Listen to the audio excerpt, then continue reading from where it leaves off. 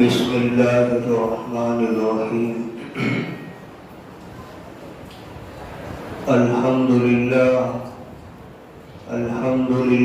نحمده ونستعینه ونستغفره ونؤمن به ونتوکل علیہ ونعوذ باللہ من شرور انفسنا ومن سیئات اعمالنا من يهده الله فلا مضل له ومن يضلله فلا هادي له ونشهد أن لا إله إلا الله وحده لا شريك له ونشهد أن سيدنا ومولانا محمدا عبده ورسوله أرسله بالحق بشيرا ونذيرا وداعيا إلى الله بإذنه وسراجا منيرا أما بعد فأعوذ بالله من الشيطان الرجيم بسم الله الرحمن الرحيم وما هذه الحياة الدنيا إلا لهو ولعب وإن الدار الآخرة لهي الحيوان لو كانوا يعلمون صدق اللہ العظیم۔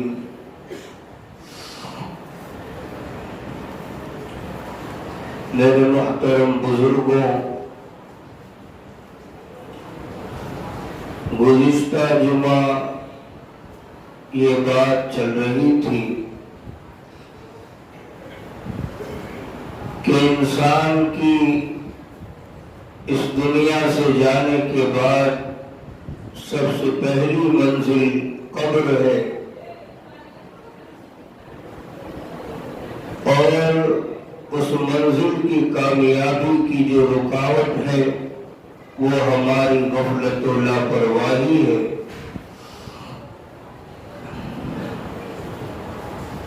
اور یہ غفلت و لاپرواہی صرف ہماری قبر ہی کو خراب کرنے والی چیز نہیں، بلکہ دنیا میں بھی ہر موڑ پر ہر معاملے میں ہمارے کام کو خراب کر دینے والی چیز ہے۔ آج انسان نے اسی غفلت و لاپرواہی کا شکار ہو کر اپنے کتنے بڑے بڑے سرمایے کو کھو بیٹھا ہے جس کا اسے احساس تک نہیں ہے۔ آج انسان اسی غفلت و لاپرواہی میں بڑے بڑے حادثات کو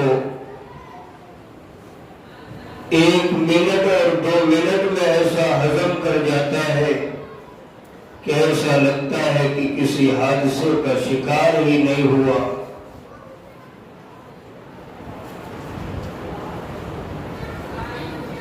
انسان کو یہ معلوم ہے کہ کل نفس ذائقۃ الموت، ہر نفس کو، ہر ذی روح کو موت کا مزہ چکھنا ہے۔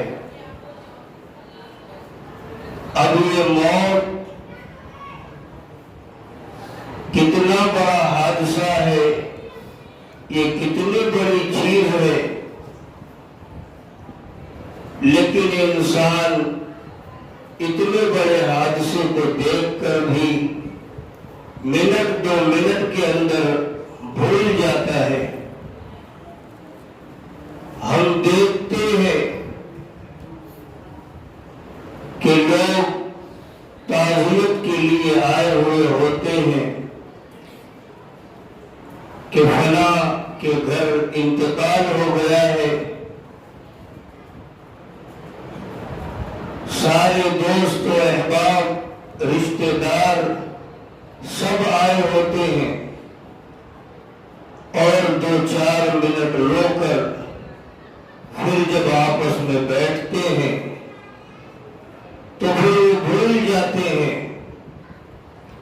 بس انہیں ایک بات یاد رہتی ہے کہ فلاں وقت جنازہ پڑھنا ہے اور اسے دفنانا ہے۔ اتنا بڑا حادثہ ہوا، وہ بیٹھے بیٹھے اسی مجلس میں بھول جاتا ہے۔ اب آپ اندازہ لگائے، اب انسان کے پاس اس سے بڑا کیا حادثہ پیش آئے اور اس سے بڑی کون سی ایسی چیز اس کے سامنے آئے جو اس کی غفلت و لاپرواہی کو اس سے دور کر سکے۔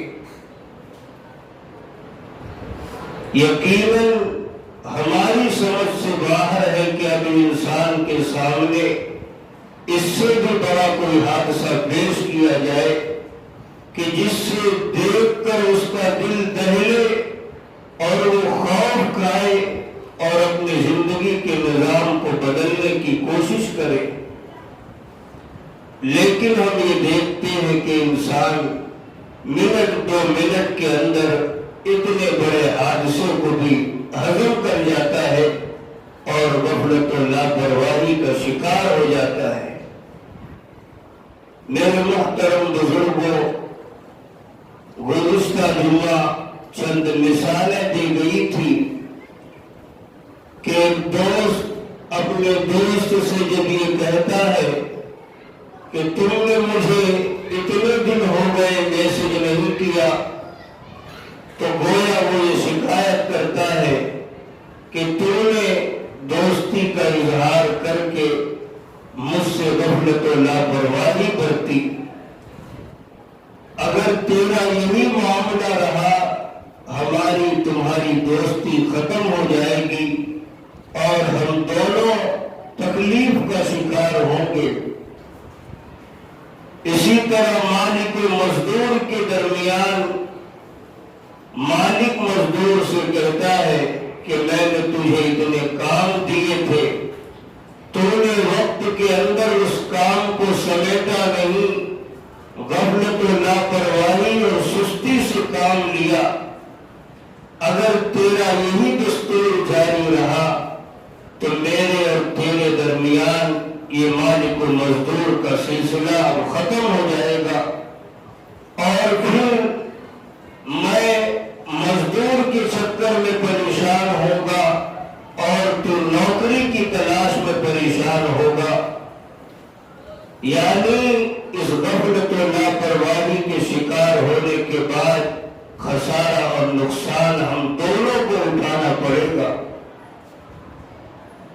اسی طرح میاں بیوی کے درمیان کہ شوہر اپنے گھر بار کی خبر نہیں لیتا، کیا سامان چاہیے کیا نہیں چاہیے اس کی جانچ نہیں کرتا، بیوی کو اسی کی شکایت ہے،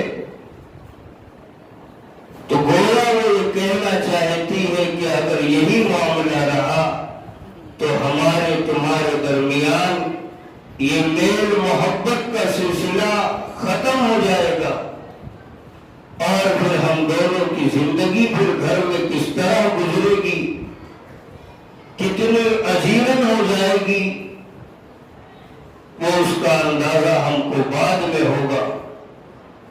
لیکن جس غفلت و لاپرواہی کے ہم آپ شکار ہیں، اس کا نتیجہ ہمیں ہر محاذ پر ہر معاملے میں بھگتنا پڑے گا۔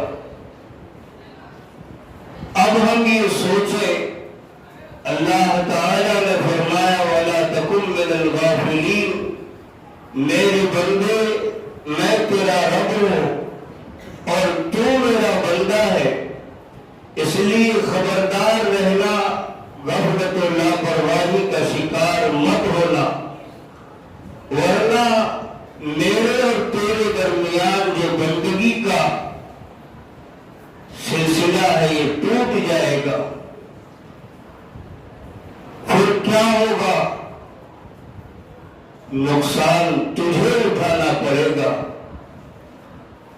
اور کتنا بڑا نقصان اٹھانا پڑے گا اس کا تو اندازہ نہیں کر سکے گا۔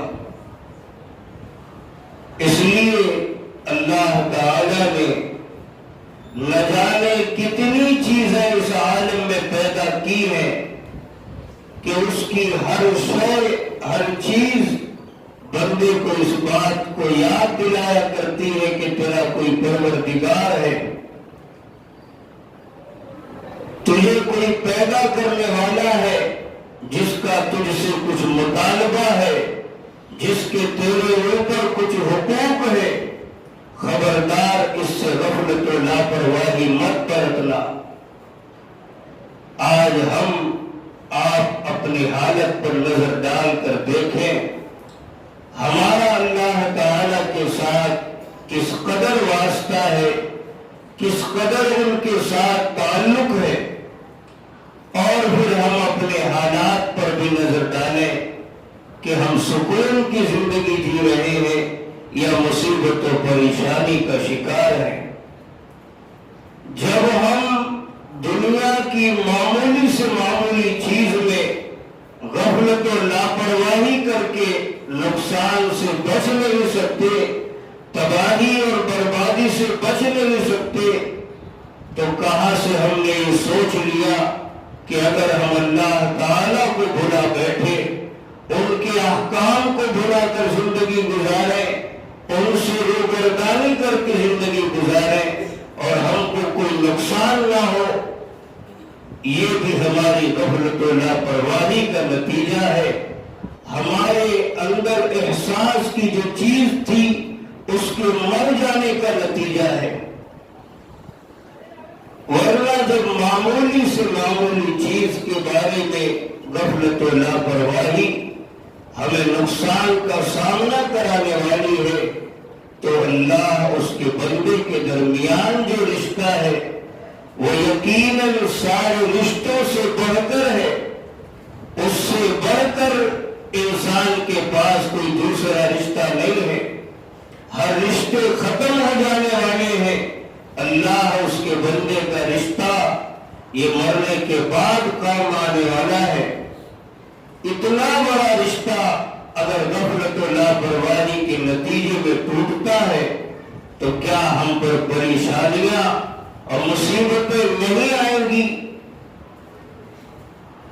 ہم پریشان ہیں، مصیبتوں کا شکار ہیں، لیکن ہماری نگاہ کبھی اس بات کی طرف جاتی نہیں کہ کیا اصل اسباب ہیں جن کی وجہ سے ہم پریشان ہیں۔ ہماری غفلت و لاپرواہی اتنی انتہا درجے تک پہنچ چکی ہے۔ صحابہ کرام رضوان اللہ علیہم اجمعین کے اندر یہی چیز سب سے زیادہ بیدار تھی، اور یہی چیز انسان کے اندر پیدا ہو جائے، انسان ہر محال ہر موڑ پر کامیاب ہو جائے گا۔ حضرات صحابہ ہر وقت اپنا جائزہ لیا کرتے تھے، اپنے ہر کام کا جائزہ لیا کرتے تھے، اپنے دلوں کی کیفیت کا جائزہ لیا کرتے تھے، اپنے اوپر آنے والے حالات کا جائزہ لیا کرتے تھے۔ بہت ہی مشہور واقعہ حضرت حنظلہ رضی اللہ تعالی عنہ کا ہے کہ گھر سے نکلے روتے ہوئے، راستے میں ابو بکر صدیق رضی اللہ تعالی عنہ سے ملاقات ہوئی۔ پوچھا کیا ہوا حنظلہ، کیوں رو رہے ہو؟ کہنے لگے کہ حنظلہ منافق ہو گیا، یعنی تھوڑی سی غفلت و لاپرواہی کیا ان کے اندر آئی کہ اپنے آپ کو منافق کہنے لگے۔ ابو بکر صدیق رضی اللہ تعالی عنہ نے فرمایا، اے حنظلہ یہ کیا کہہ رہے ہو؟ کہنے لگے، اے ابو بکر صدیق یقیناً جو بات میں کہہ رہا ہوں وہ یقیناً صحیح ہے، اس لیے کہ میں اپنے اندر جو کیفیت رسول اللہ صلی اللہ علیہ وسلم کی مجلسوں میں دیکھتا ہوں، اپنے حالات اور اپنے دلوں کا حال جو اللہ کے رسول کی محفل میں دیکھتا ہوں، وہ وہاں سے واپس آنے کے بعد جب اپنے گھر بار میں بیٹھتا ہوں، اپنے بچوں کے ساتھ بیٹھتا ہوں، میرے دلوں کی یہ کیفیت نہیں رہتی، گویا غفلتیں مجھ پر آ جاتی ہے، لاپرواہیاں میرے اندر آ جاتی ہے، اور پھر میرا دل اس طرح نہیں رہ جاتا۔ چنانچہ دونوں کے دونوں ابو بکر صدیق رضی اللہ عنہ نے بھی کہا کہ اے حنظلہ، اگر اسی بات پر تم رو رہے ہو تو یہ معاملہ میرے ساتھ بھی ہے۔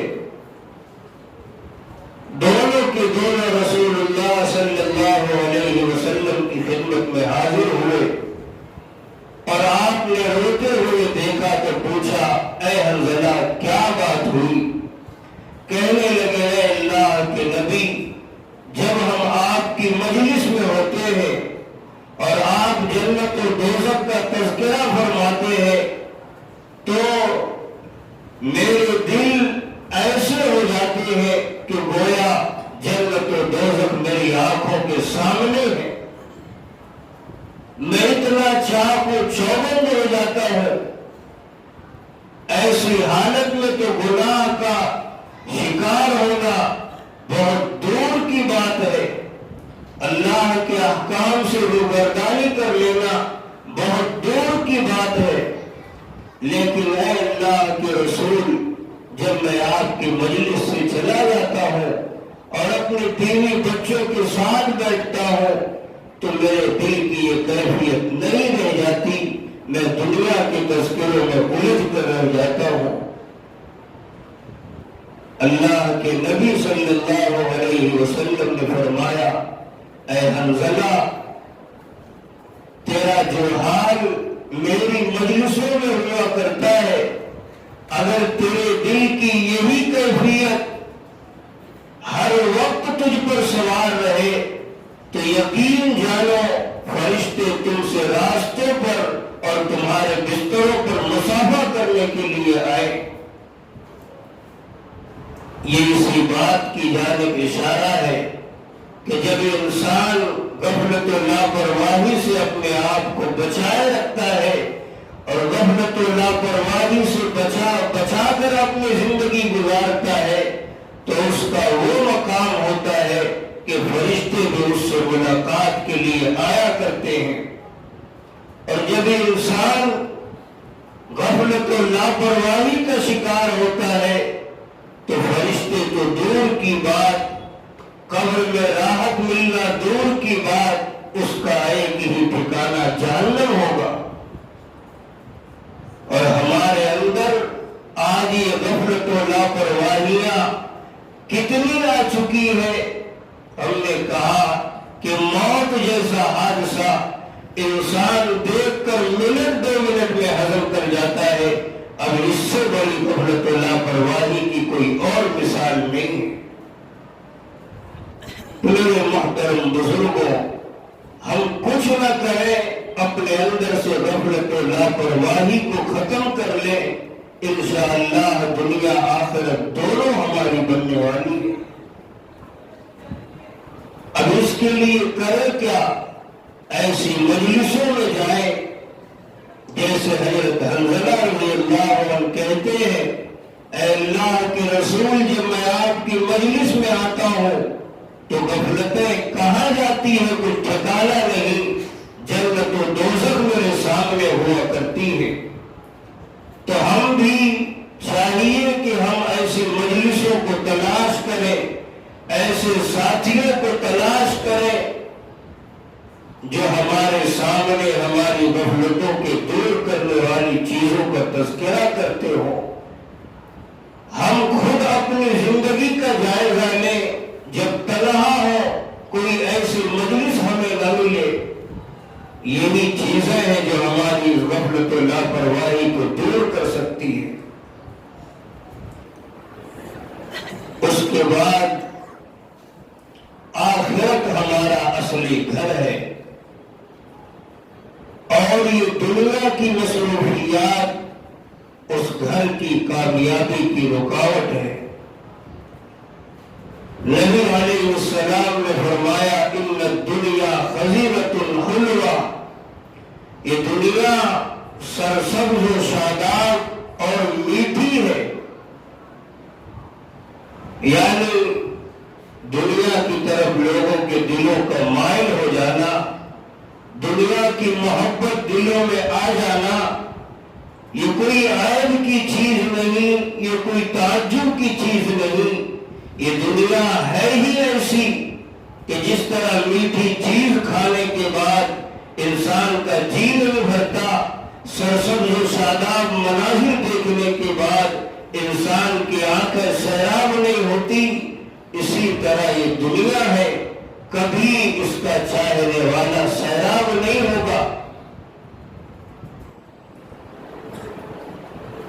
بزرگوں نے فرمایا الدنیا سحارۃ، کہ دنیا جادوگر نہیں، بہت بڑی جادوگرنی ہے، جس انسان پر اس کا جادو چل گیا، جس پر یہ دنیا غالب آ گئی، اس انسان کی آخرت کا تباہ و برباد ہونا یقیناً لازم اور ضروری ہے۔ یہ دنیا ہے ہی ایسی چیز۔ ایک مرتبہ کچھ نوجوان نبی علیہ السلام کی خدمت میں آئے اور عرض کیا، اے اللہ کے رسول، انسانوں میں سب سے زیادہ عقل مند، سب سے زیادہ ہوشیار کون ہے؟ من اکیس الناس واعظم الناس۔ اللہ کے نبی صلی اللہ علیہ وسلم نے فرمایا، اکثرهم ذکرا للموت واکثرهم استعدادا للموت اولئک الاکیاس۔ جو سب سے زیادہ موت کو یاد کرنے والا ہے، جو سب سے زیادہ موت کی تیاری کرنے والا ہے، ہماری نگاہ میں سب سے زیادہ عقل مند ہوشیار وہی ہے۔ اب آپ اپنا جائزہ لیں کہ ہم کتنے ہوشیار ہیں اور کتنے بے وقوف ہیں۔ اللہ کے نبی صلی اللہ علیہ وسلم نے ایک پیمانہ ہمیں بتا دیا کہ سب سے زیادہ عقل مند ہوشیار کون ہے؟ جس کے اندر یہ چیزیں ہوں کہ بہت زیادہ موت کو یاد کرنے والا، بہت زیادہ موت کی تیاری کرنے والا۔ اب جس کے اندر جتنا یہ چیزیں ہیں وہ اتنا عقل مند ہے، اور جتنا نہیں ہے وہ اتنا ہی بڑا بے وقوف ہے۔ اب ہم اپنی صبح سے شام تک کی زندگی کا جائزہ لیں کہ ہم کتنے اعمال ایسے کر رہے ہیں جو ہماری موت کی تیاری سے وابستہ ہے۔ ہم آپ اپنی زندگی پر نظر ڈالائیں تو ہماری صبح سے شام تک کی زندگی کا جو ہم نے ترتیب بنا رکھی ہے، جو نظام بنا رکھا ہے، وہ دیکھو تو صرف اور صرف دنیا کے مقاصد کی خاطر ہے۔ ایک دکاندار صبح اٹھتا ہے تو اس نیت سے دکان جاتا ہے کہ آج مجھے اتنے لاکھ کی سیل کرنی ہے۔ ایک نوکری افسر جب اپنے مکان پر اور اپنی ملازمت کی جگہ پر جاتا ہے تو یہ سوچ کر جاتا ہے کہ میری ٹیبل پر آج جتنی ڈاک آئی ہوگی اسے خالی کرنا ہے۔ گھروں میں روزانہ عورتوں کے اپنے اپنے الگ الگ مقاصد ہوا کرتے ہیں، صبح کے الگ ہے، شام کے الگ ہے، رات کے الگ ہے۔ تو صبح سے شام تک کی زندگی کے آج ہمارے اور آپ کے جو نظام ہے وہ جو بھی ہے صرف اور صرف دنیاوی مقاصد کی خاطر ہے۔ ہم آپ خود نظر دوڑائیں، ہمارے اس نظام میں کبھی یہ نہیں ملتا کہ آج ہم یہ نیت کر کے صبح سے اٹھے ہوں کہ آج ہم 5 وقتہ نمازیں تکبیر اولیٰ کے ساتھ پڑھیں گے۔ ہم کبھی اس نیت سے اپنا دن نہیں گزارتے کہ آج ہمیں زیادہ سے زیادہ قرآن کریم کی تلاوت کرنی ہے. ہماری صبح کبھی اس نیت سے نہیں ہوتی کہ آج ہم کو تہجد پڑھنا ہے. ہماری صبح کبھی اس نیت سے نہیں ہوتی کہ آج ہمیں دن بھر میں کسی ایک محتاج کے کام آنا ہے. ہماری اس نظام میں کبھی یہ نیت نہیں ہوتی کہ آج ہمیں کسی دکھ درد میں مبتلا ہوئے شخص کے دکھ درد کو بانٹنا ہے.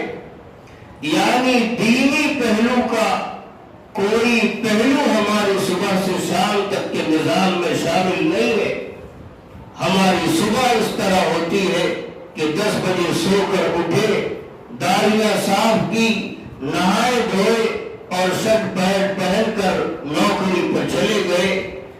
ظہر گئی، عصر گئی، مغرب گئی اور شام گھر پر آئے، بیوی بچوں کے ساتھ رہے، کھائے اور سو گئے. یہ ہماری زندگی کا نظام ہے. اس نظام میں عبادت کا کوئی پہلو، دین کا کوئی پہلو ہمیں کہیں نظر نہیں آتا. تو ہمیں اور آپ اپنی زندگی کا نظام دیکھ کر یہ احساس ہوتا ہے کہ جس طرح کفار کہتے ہیں کہ بس دنیا ہی کی زندگی ہے، یہ نہیں کھانا ہے اور مر جانا ہے، مرنے کے بعد کچھ نہیں ہونے والا ہے. یہی ہماری زندگی کے نظام سے ہمیں اور آپ کو یہ احساس ہوتا ہے کہ بس یہ موجودہ زندگی 40 سالہ 50 سالہ یہی اچھے سے گزر جائے، یہی ہماری زندگی ہے.